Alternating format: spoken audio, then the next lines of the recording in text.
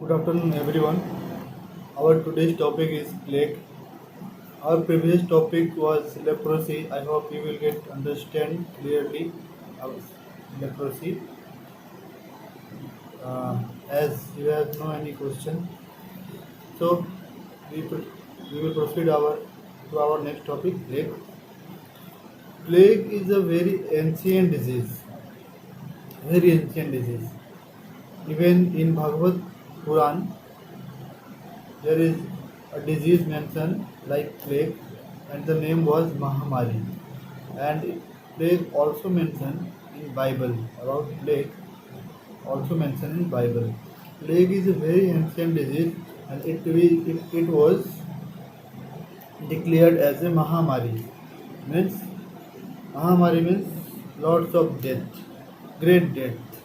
So it is an ancient disease, just like a leprosy. Plague mainly caused by rodent and rat flea. rat flea means एक तरह का मक्खी होता है जो रैट पे ही वो ब्रीड करता है, तो उसको बोलते हैं रैट फ्ली. प्लेग का कई बार अटैक हुआ है as a pandemic. Plague attack many time in history as a pandemic and cost of death of million people. As example, in 1894, the plague comes as a pandemic and killed 10 million of people. And in history, in year of 1346, plague attacked and it killed 46 million of people. Plague is a very dangerous killing machine and killing disease, so it is called Mahamari, great death. What is the world scenario of plague in recent days in 20th century? In 20th century, the plague attacked many times in the world. In recent, it attacked in 1980 to 1984. Then in 2001, in India, it attacks many times, especially SAR countries, SAR countries. It attacked Pakistan, Sri Lanka, Myanmar, Bangladesh, and India. India is the focus. India is the epi zone or focus of the plague. So we will have to understand about plague, how it's occur, how can it treat, what is the symptom, how we can diagnose, and what is the preventive measure. First of all, plague is a bacterial disease. It is caused by a bacteria. Bacteria's name Yersinia pestis.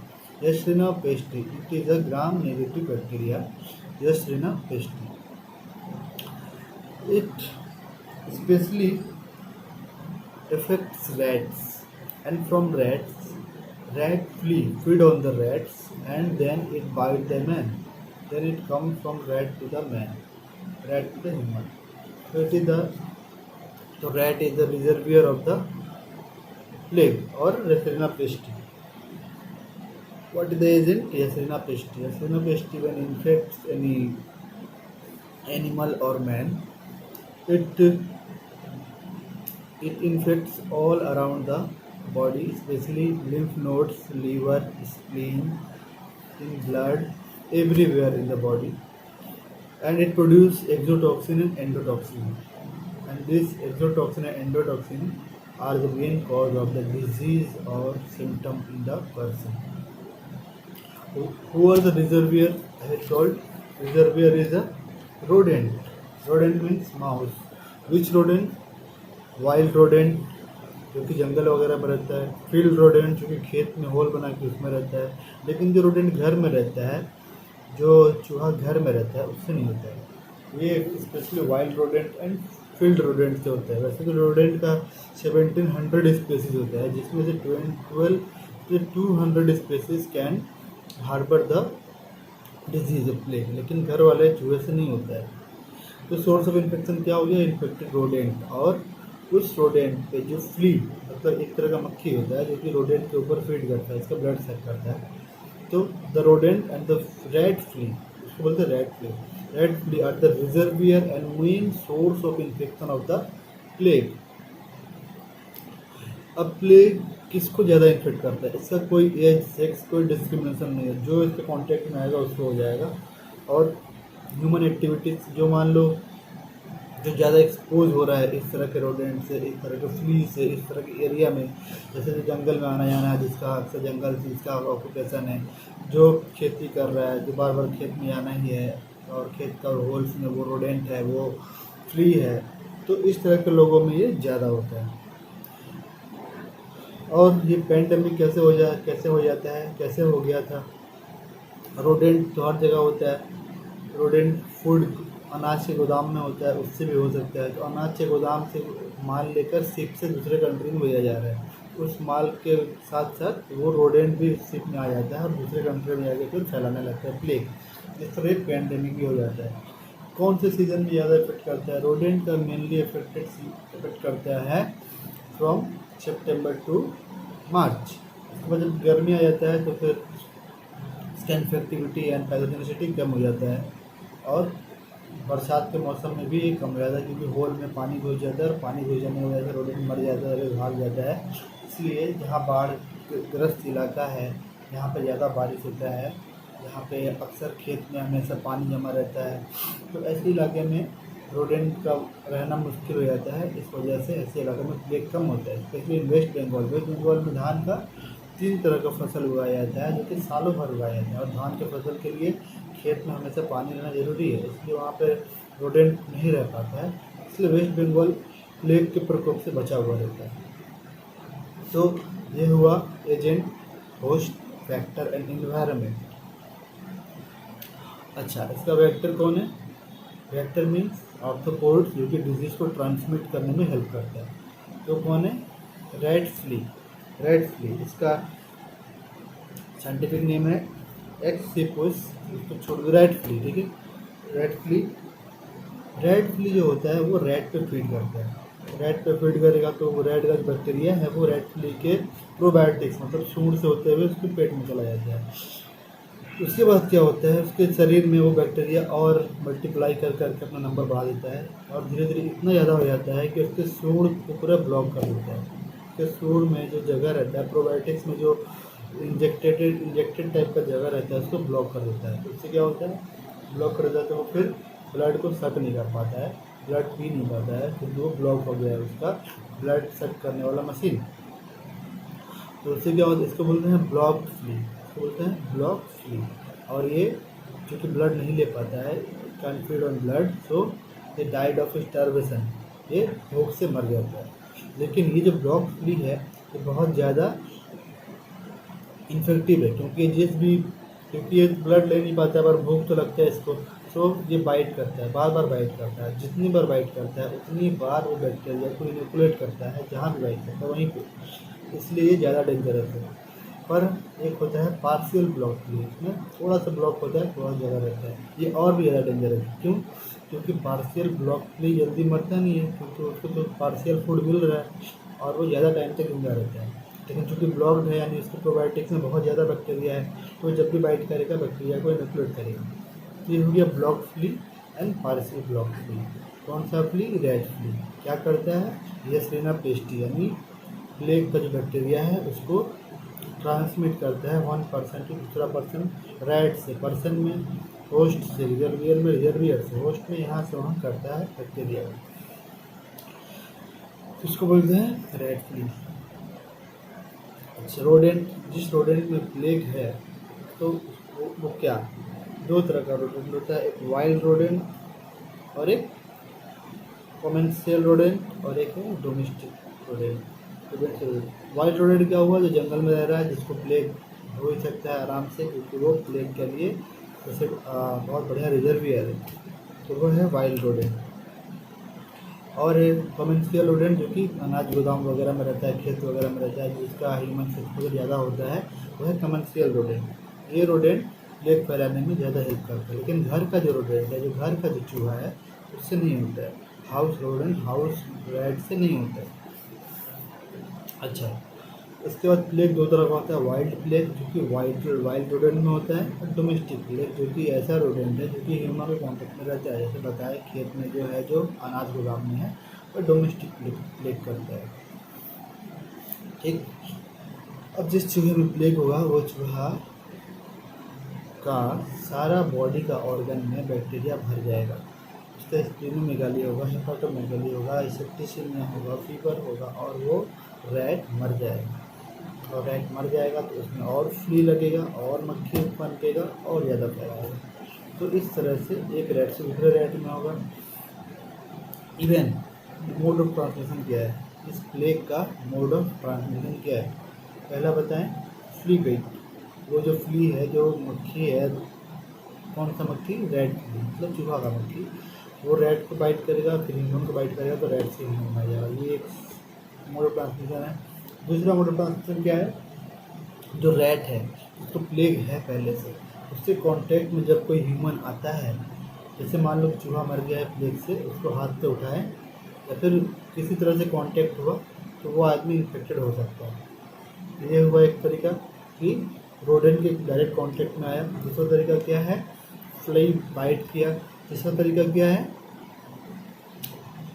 जिसके अंदर, जो आदमी के अंदर plague हो चुका है, बहुत ज़्यादा कंडीशन ख़राब हो चुका है, उसका लंग भी इन्फेक्टेड हो चुका है, वो अगर छींकेगा तो ड्रॉपलेट इन्फेक्शन निकलेगा और ड्रॉपलेट दूसरे पर्सन को इफेक्ट कर सकता है। लेकिन लंग इन्फेक्ट मतलब उसको बोलते हैं न्यूमोनिक प्लेग। न्यूमोनिक प्लेग इसका रेशियो बहुत कम होता है, 1% से भी कम होता है, लेकिन जिसको है वो ड्रॉपलेट इन्फेक्शन के जरिए दूसरे को फैला सकता है। तो 3 तरह का मोड ऑफ ट्रांसमिशन हुआ, एक फ्ली बाइट, दूसरा क्या है रोडेंट के कांटेक्ट में, तीसरा क्या है ड्रॉपलेट इन्फेक्शन। तो 3 तरह से फैल सकता है ये प्लेग इन द ह्यूमन। अच्छा, इसके बाद क्या है, तो कितने प्लेग का सिम्टम क्या होता है, मेनली प्लेग 2 तरह का होता है मेनली, एक है ब्यूबोनिक प्लेग, एक है न्यूमोनिक प्लेग। न्यूमोनिक प्लेग के बारे में बताएं, 1% से कम होता है, इसमें लंग भी इन्फेक्ट हो जाता है, जिसकी वजह से ड्रॉपलेट होकर दूसरे को फैला सकता है।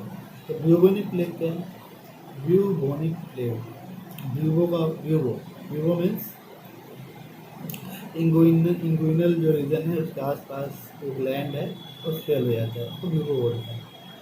लिम्फ ग्लैंड, तो ये होता कैसे है, जो लोअर एक्सट्रीमिटीज़ है वहाँ पे वो रैट फ्ली बाइट किया, बाइट करके बैक्टीरिया इन्फ्लूट किया, तो बैक्टीरिया लिम्फ चैनल में घुस गया ब्लड से होते हुए और अपना मल्टीप्लिकेशन बढ़ाते गया, बढ़ाते वो लिम्फ चैनल से होते हुए रीजनल लिम्फ नोड तक पहुँच गया।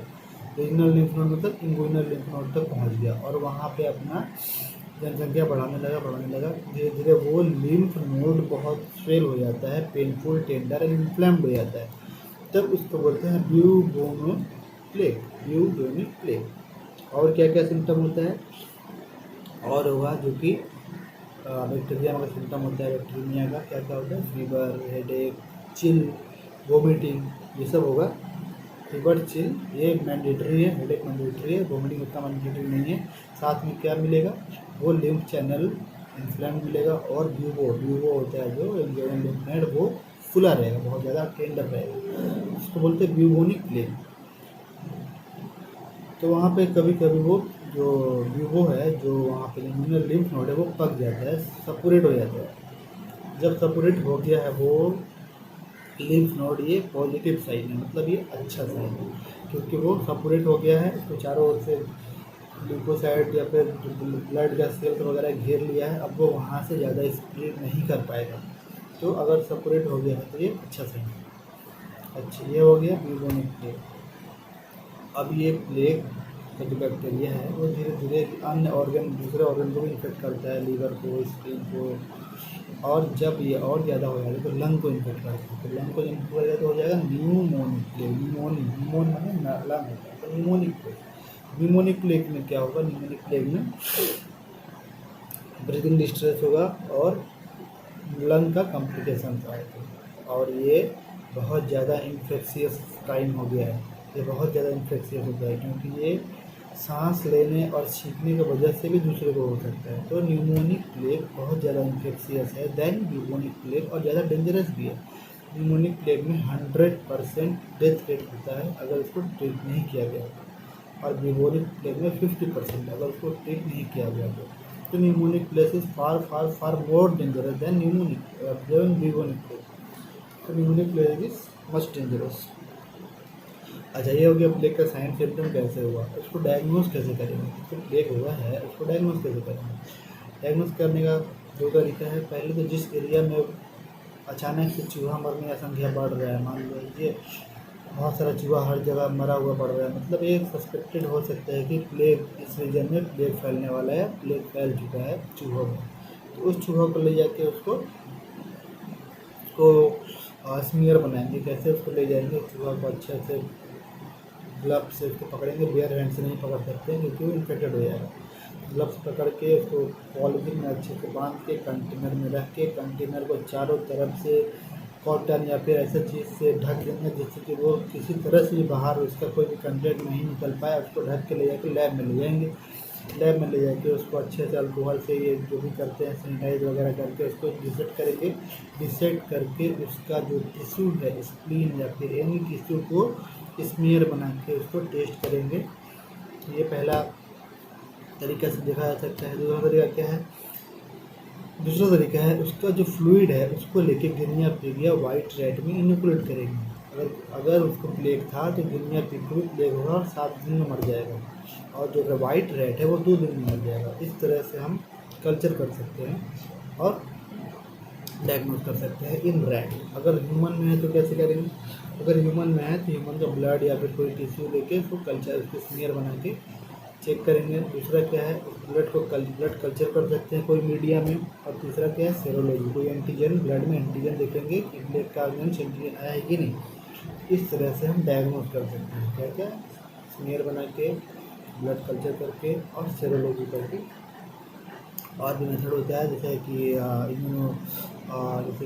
इम्यूनोग्लोबिन मेथड होता है, एंटीजन एंटीबॉडी मेथड होता है। इस तरह से भी कर सकते हैं, एलिजा जो होता है उससे कर सकते हैं। ये हो गया इन्वेस्टिगेशन डायग्नोसिस। प्रिवेंट और ट्रीट कैसे करें। जैसे मान लीजिए इसको प्लेग हो गया है, उसको क्या करेंगे, इसको प्लेग हो गया है उसको एंटीबायोटिक का ट्रीटमेंट देंगे। और ब्यूबोनिक प्लेग से न्यूमोनिक प्लेग ज़्यादा खतरनाक है और वो एक ड्रॉपलेट से फैलता है, इसलिए जिसको न्यूमोनिक प्लेग है उसको आइसोलेट कर देंगे, और टेट्रासाइक्लिन, स्ट्रेप्टोमाइसिन इस टाइप का एंटीबायोटिक देते हैं ट्रीटमेंट के लिए। केमोप्रोफाइलेक्सिस भी कर सकते हैं। मान लो जो उस व्यक्ति के कॉन्टैक्ट में आया है उसको टेट्रासाइक्लिन देके केमोप्रोफाइलेक्सिस कर सकते हैं। दूसरी हॉस्पिटल स्टाफ नर्स भी ट्रीट कर रहा है प्लेग के केसेस को, उसको केमोप्रोफाइलेक्सिस देके पहले से उसको रजिस्ट रखेंगे ताकि उसको वो प्लेग का इन्फेक्शन ना हो। ये हो गया ट्रीटमेंट एंड केमोप्रोफाइलेक्सिस। वैक्सीन दे सकते हैं। कौन सा वैक्सीन, प्लेग का किल्ड वैक्सीन डेवलप किया गया है, इसको दे सकते हैं। 2 डोज देते हैं, एक दिन में, फिर 7th डे में देते हैं, और उसके बाद 6 महीने में बूस्टर डोज देते रहते हैं जब तक कि वो इलाका इन्फेक्शियस है, एपिडेमिक इलाका है तब तक। तो ये सब तरीका है केमोप्रोफाइलेक्सिस ट्रीटमेंट एंड वैक्सीन दे के प्लेग को रोक सकते हैं। ये हुआ डायरेक्ट तरीका। दूसरा तरीका क्या है, जिससे फैल रहा है उसको रोक सकते हैं। जिससे फैल रहा है, पहला चीज़ है रोडेंट। तो रोडेंट को रोक सकते हैं। कैसे रोकेंगे, रोडेंट को किल कर देंगे। कोई उसको मारने का जहर वहर देके उसको किल कर सकते हैं रोडेंट को।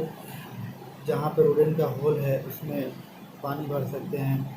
तो रोडेंट को हटाना है किसी भी तरह से, आर्सेनिक पॉइजन देके या फिर कोई तरह का पॉइजन देके या फिर होल में पानी भर के, इस तरह से रोडेंट को हटाना है। ये एक ट्रीटमेंट है। दूसरा क्या है, दूसरा किससे पहले है, फ्लाई को कम करना है। फ्लाई को कम करने के लिए इंसेक्टिसाइड का यूज़ करते हैं। तो इंसेक्टिसाइड देंगे, DDT देंगे, इस तरह के चीज़ों से फ्लाई को भी कम कर सकते हैं। तो या तो रोडेंट को कम कीजिए या फ्लाई को कम कीजिए, इस तरह से हम लोग ट्रांसमिशन को रोक सकते हैं। तो ये हो गया ऑल अबाउट प्लेग। प्लेग का causation, symptom, treatment, prevention, vector, reservoir, host, environment, everything about plague। तो this is all about plague. अगर कोई भी क्वेश्चन हो प्लीज़ आस्क। Thank you.